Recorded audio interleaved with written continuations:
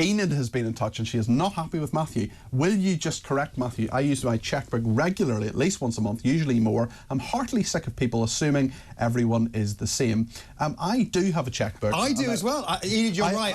I was wrong to assume that nobody does. Obviously, use has fallen hugely, but I still have one and do use it very occasionally. I only use it to write cheques to 3 children who are my friends' children for their birthdays, and I give them the amount of money. Like if they're turning 17, I'll give them £17, and they usually take about 3 or 4 months to Well, you know you can pay in now with cheque by scanning it on the app. Of course you can. Of course you can. Leslie says Starmer didn't have any qualms saying the rioters would swiftly face the full force of the law before they had been charged, yet he refused to comment on Amesbury. Well, we will see what happens to Mike Amesbury, who himself said that rioters should be sent to prison for 10 years.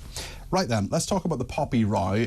We apparently have received a call from the Royal British Legion. They're just getting their ducks in a row. Hopefully they will come on between now and 7 o'clock. I'd love to talk to the Royal British Legion in regard to what they think about this story. This is the enamel poppy. I'm wearing one of them at the moment, as is Matthew, and this is whether there should be, it's on sale for £8 on the Royal British Legion website, a pride flag attached to it, and they've also decided to have a diversity, equality and inclusion officer, advertising that at between £63,000 and £67,000 a year. They've also given £10,000 to Stonewall, which is an organisation I think is actually pretty sinister, has done great work in the past, but I'm afraid now it is just a trans-pushing agenda.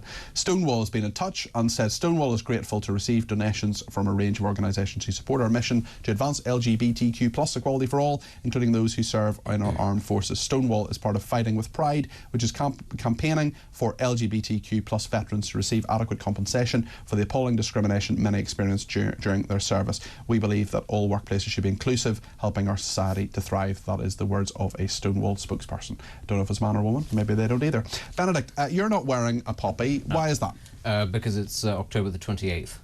Correct. Well spotted. I don't start thinking about this, and I don't buy a poppy before November. I think that this is, in much the same way as I get very irritated about how Christmas now seems to start in July, the sort of the mission creep. You know, I saw chocolate Santas in my Sainsbury's recently, literally a couple of days ago. It's like, get Halloween over first. Yeah, it actually does make me quite angry, because it's just an effort to sort of get money out of people. That's all that it is. It's nothing to do with festive spirit. It's about trying to force you to buy things at a moment in time when you don't need to. And I think it's the same actually with people sort of, policing, if you like, who is or isn't wearing a poppy at a certain time. Yeah, actually, if I should be wearing one now in October, why shouldn't I be wearing one in July or at any other time? Do I, Well, the Poppy Appeal launched a few days ago. I mean, the Poppy Appeal actually launched. That's good for them, but I will do it in November. That is the month in which the Remembrance Day falls. Actually, that's the day that Armistice Day falls, the month that it falls in. That's how I do it, and I really do dislike the way that it is sort of policed by people who, mostly are on Twitter, so I have no idea if they actually exist. I have no idea if they've even bought a poppy, frankly.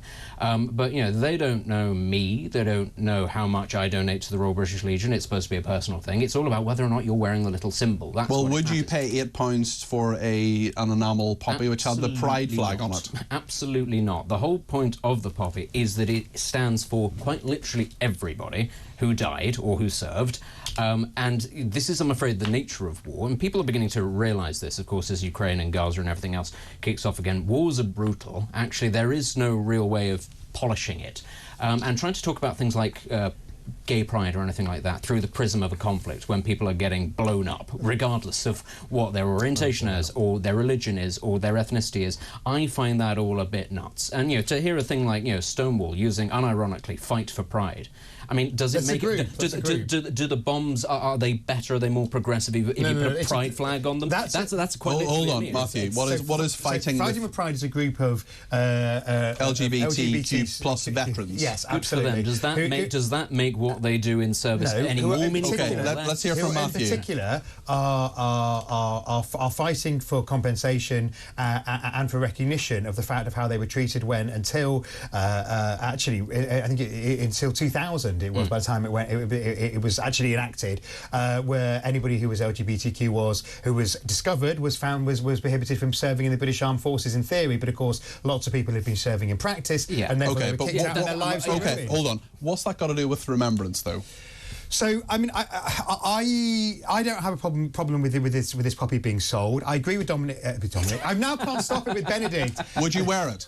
I think probably not, but that's my personal choice, and I think it's people's personal choice whether they wear a poppy, whether they want to show that they're supporting. I mean, remember, this is not being sold by somebody else. This is being sold by the Royal British Legion, and that's the key thing. Yes. I think Poppy Day is centred around the British Legion and the Scottish Poppy Fund in Scotland, and I think if people want to wear one of the poppies that they're presenting, people wear bigger ones, smaller ones, the enamel ones, the paper ones. We've got one with us here. I think it's absolutely people's choice. I agree with, there was a quite funny Twitter account last year, not of the attacking people for wearing them, but rather the opposite, which was something along the boards of, quote, Twitter poppy fascism, which was showing the kind of race to get bigger. My poppy's bigger than yours. Yeah, we've got more poppies in this town versus that town.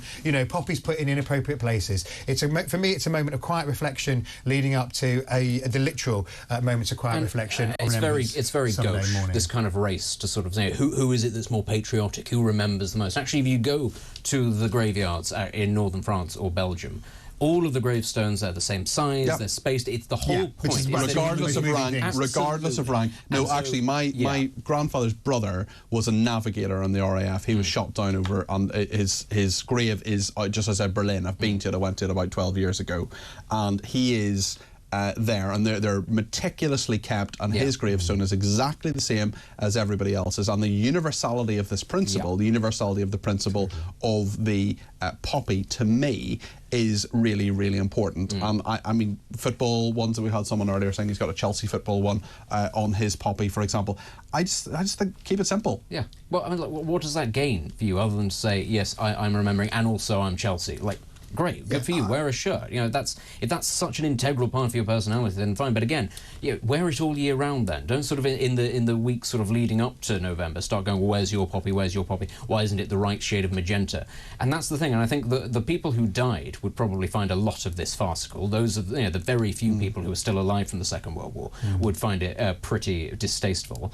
And I just think that, as you say, the way that these things are remembered on the continent, in France, in Belgium, in the Netherlands, it is very dignified, it is very understated, and yet in this country we just get into this massive sort of rolling... You get poppy inflation. Is it about imperialism, is it about glorifying war, or I care more than you do? And I find it really distasteful. I want to just play the clip from Simon West and CBE as well. I spoke to him on my show yesterday about this, and we'll come to that in just a second. He is, of course, the hero of the Falklands, great man, and we'll just play it now and just remind ourselves what Simon Weston said about this on my show yesterday. The fact that many gay people, men and women who have died in service, have never been acknowledged. It was criminalised when the poppy was developed, and we've become into much more enlightened times, and we shouldn't. We shouldn't never judge or castigate anybody for what is not a choice. It's just who they are, and we need to respect that. They just are who they are. So I have no issue with that at all. It's not... There's some who worry, Simon, that this is the poppy as a universal symbol being diluted, and they're quite annoyed about that. Do you feel it dilutes it to put the pride flag beside it in any way? How can it dilute it if people who happen to be gay die fighting for the reason that we wear the poppy? I don't see how that denigrates anything. Benedict? I mean, he's saying that it's about respect. Fine. But does a gay serviceman's sacrifice matter more than a straight's? Does it matter more than a homophobe's? And that's the point of the poppy, that everybody who joined up and served and who died for the same reasons, it's about recognising them all equally. And actually, you can take the point that people were, LGBT people at the time were, oppressed. It was illegal, and actually they received a great deal of scorn and persecution in society. But that's the point of the poppy. Now they are elevated to the same status that they should have had, but we are recognising them now as being the equals of everybody else who served. I just find it, again, to use that word again, distasteful, when we start to break it down into different categories. Is it also the same for Sikhs? Is it also the same for Muslims? There was this whole thing about Muslim servicemen and women needing a separate little shrine to recognise their own. And I just find it... got a documentary on that on Channel 4 on Saturday. I find it really distasteful. If you're trying to create a cohesive society where everybody's service and sacrifice is recognised equally, stop dividing them up against different lines. Start having different things. Hold